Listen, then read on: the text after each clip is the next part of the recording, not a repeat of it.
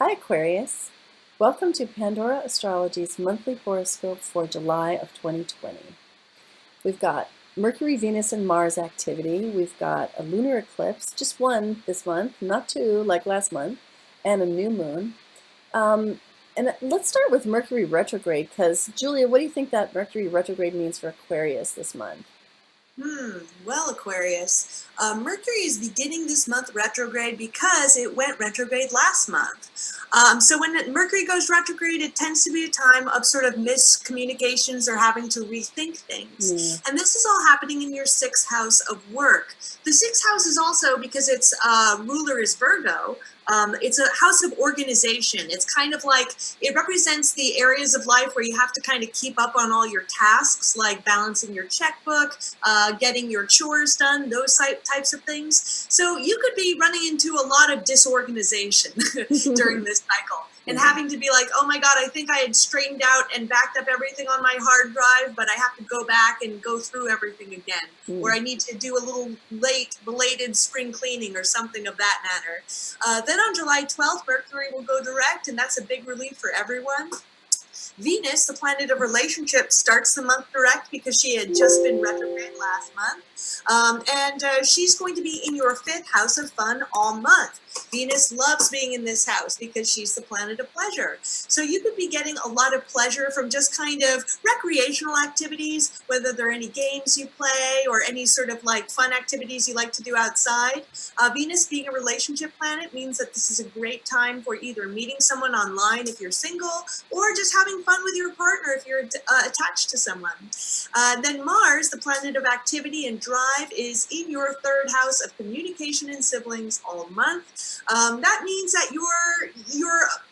you're not necessarily, you're going to be a much more assertive communicator during this cycle, which can have its benefits to it, but you might also overdo your assertion in communication. Scorch. So, what's that? Scorch. Yeah, exactly. Just try to make sure you don't say anything that you can't unsay. And if you do have any siblings, then the rivalry might kind of act up this month too. Yep, good point. So we do have a couple of moons, and last month we had two eclipses. So this month we've got another eclipse. They don't usually come in sets of three like that. They usually just come in sets of two. So yeah, it's a heck of an eclipse season we have. The first one is on the 4th of July, our nation's birthday, and it involves the moon in Capricorn in your 12th house of things, hidden things, that you'd rather keep behind you, and eclipses are kind of that way anyhow. So there's a very big theme of stuff surging up from the unconscious that you really had no idea about or wished you didn't know about, and a lot of feelings being stirred up with it too. So you're going to have to look at some things that, and maybe some feelings that you have about things that you don't look at all the time in the light of day. Try to be graceful about that. It's definitely going to pose some challenges.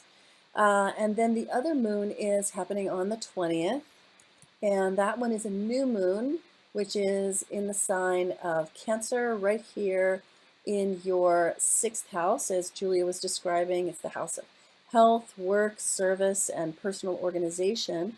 So that again brings up those themes of the workplace and how it feels to be in the workplace, also communication in the workplace, and most particularly order.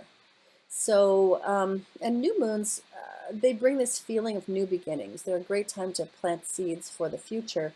You don't usually see results right away, but this particular one falling in the sign of Cancer, which is cardinal water, I think of that as being like a little brook or a stream or a spring with these clear waters that are bubbling along. And so there's this feeling here of like a spring bubbling its way through your workplace and cleansing it emotionally.